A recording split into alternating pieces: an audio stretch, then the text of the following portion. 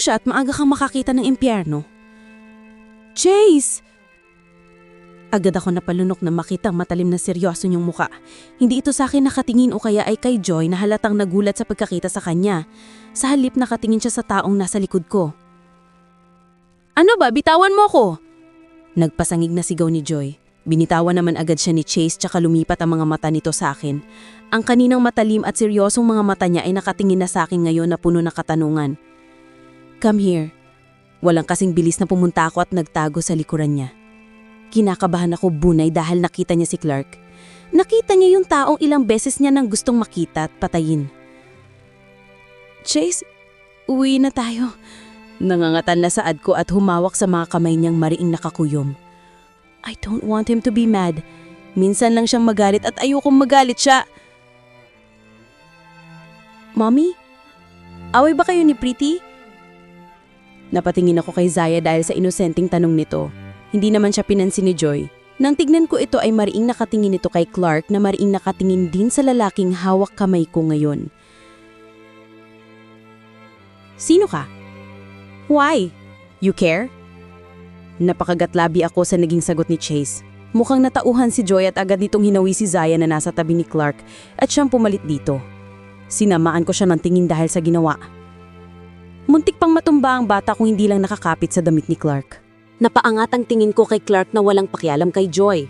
Mula sa mariin na tingin niya kay Chase ay bumabang tingin nito sa kamay kung hinahaplos-haplos ang kamay ni Chase para mawala ang pagkakakuyom nito. Napalunok ako nang nakitaan ko ito ng isang ngiti na hindi umabot sa kanyang mga mata at bahagyang dumilim ang mukha niya kasabay ng pagdaan ng sakit sa mga mata niya na agad ding nawala. Ano ba yan, Clark? Affected ka ba? Ang landi-landi mo talaga, Danica. Hindi ka lang malandi, pero sinungaling ka pa. Tumalim ang tingin ko na lumipat kay Joy. Hindi ka ba nahihiya sa anak mo? Nalipat ang tingin nito kay Zaya pero mukhang wala naman siyang pakialam sa reaction ng anak niya. Baby? Go to my office. May candy si Daddy doon. Wait me there. Yumuko si Clark para bigyan ng halik sa noo si Zaya na tumatango sa sinabi ng ama niya. Yumuko din si Joy at bahagyang ngumiti para bigyan din ng halik sa noo si Zaya. Pareho silang may munting ngiti sa mga labi habang sinasabihan ng anak nila. Plastic naman itong si Joy.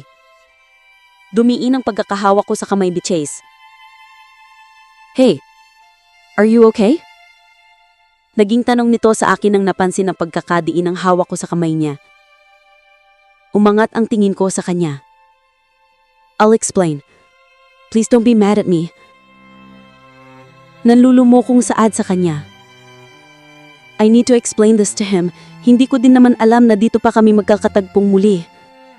Tumangaw naman siya bago bumaling ang tingin sa dalawang taong nakatingin din sa amin ngayon. Wala na si Zaya. Marahil pumasok na sa office ni Clark. Nakalingki si Joy sa matipunong gaso ni Clark at parang may ipinagmamalaki ito sa kanya. Try to hurt her again. Hindi ko magkakamaling pumatay para sa kanya. Hindi ko alam kung para kanino nga ba ang makakatagang binitawan ni Chase, kung kay Joy ba o kay Clark. Iniisip ko na para ito kay Joy, pero ang mga mata naman niya ay kay Clark nakatingin.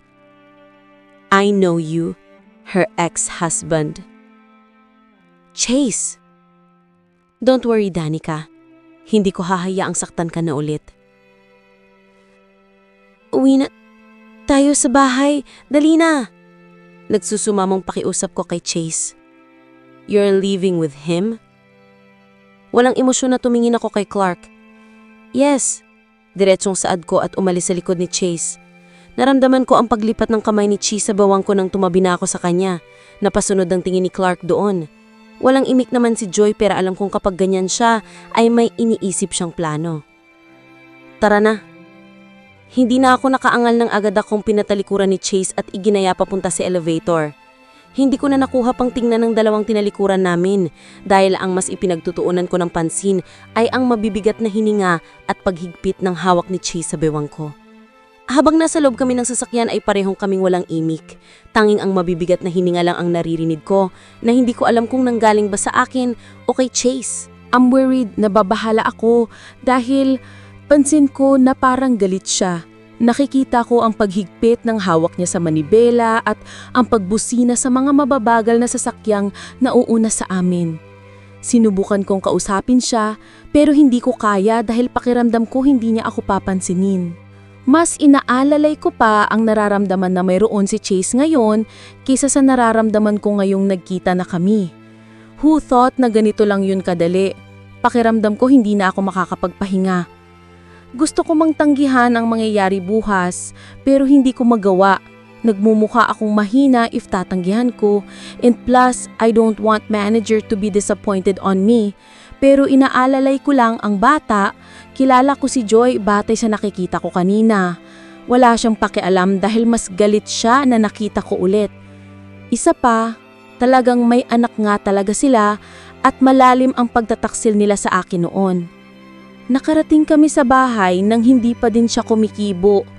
Pinagbuksan niya lang ako ng pinto ng sasakyan at nauna nang pumasok sa loob. Agad-agad akong sumunod sa kanya. Papakyat na siya sa hagdan pero bigla ko siyang tinawag. Chase, laking pasalamat ko naman nang huminto siya. Malamlam ang mga matang tumingin siya sa akin. Let's talk, please. Malamlam ang matang pakikiusap ko din sa kanya. My heart is beating fast. Siguro kung may sakit lang ako ay naaatake na ako. Glad that I'm now okay. Tumanggo siya at bumaba papunta sa sofa.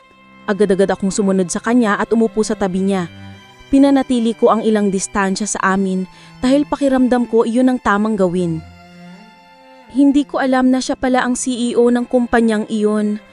Mahina kong panimula. Hindi siya nagsasalita at diretso lang ang tingin sa flower vase na nasa harapan niya. Hindi ko na napigilan humikbi dahil sa inaakto niya. Pakiramdam ko may malaking bato na bumagsak sa puso ko para maging mabigat ito at masaktan ako. Sa paghikbi ko ay doon ko nakuha ang buong atensyon niya. Shh! Bakit ka umiiyak? Hindi ako galit. Mas lalo lang ata akong humikbi dahil sa lambing ng boses niya at paghaplos niya sa pisngi ko, ni hindi ko man lang namalayan ang paglapito niya sa distansya naming dalawa. Come on, Danica, hush! Marahan akong tumanggo sa kanya. Tinignan ko siya sa mga mata. There, no more tears. Napanguso ako dahil sa inaasal niya habang pinupunasan ng pisngi ko. Bakit mo ako iniiwasan? Hindi kita iniiwasan. Nag-iisip lang ako ng mga negatibo. Napabuntong hininga siya. I swear, I really want to kill that man kanina, pero pinipigilan ko ang sarili ko para masuntok pa siya. Chase, ang bilis naman. Bakit siya nandito? Hinatid na naman ba kayo ng tadhana sa isa't isa? May balak na naman ba si Cupido na punteryahin kayong dalawa? Mariin at malungkot ang mga mata niyang nakita sa akin habang binibigkas yun. The way he looked at you, Danica, parang gusto kanyang ilayo sa akin at angkinin ka ulit. Sa ngayon, ako naman ang humawak sa pisngi niya. You're wrong, Chase. He loved Joy, and did you see that baby girl? It's their daughter. What you think is impossible. Ngumiti ako sa kanya para sabihing mali ang iniisip niya. Ang mga imposibleng bagay at iniisip ay maaaring mangyari, Danica. Laging tandaan na, do you want that to be possible? Nakataas na kilay na tanong sa kanya.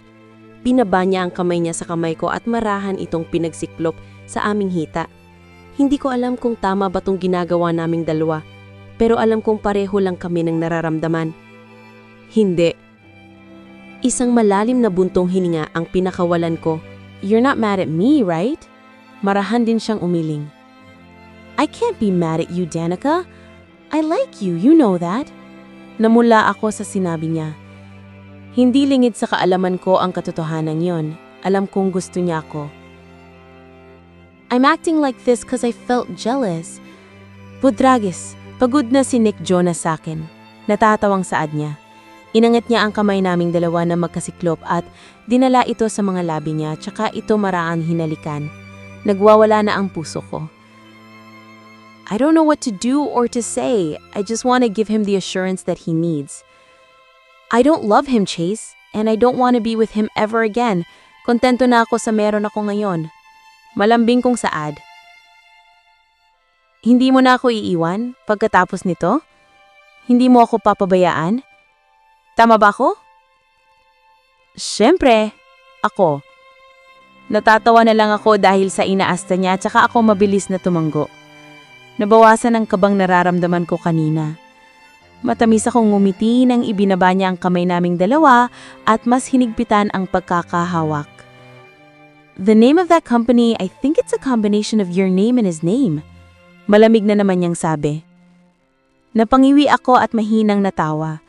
Naisip ko na din yon kanina habang nasa sasakyan pero alam ko namang malabo yon. Kinamumuhian niya ako. Hindi ko nga alam kung bakit pumayag pang magtrabaho ako sa kanya.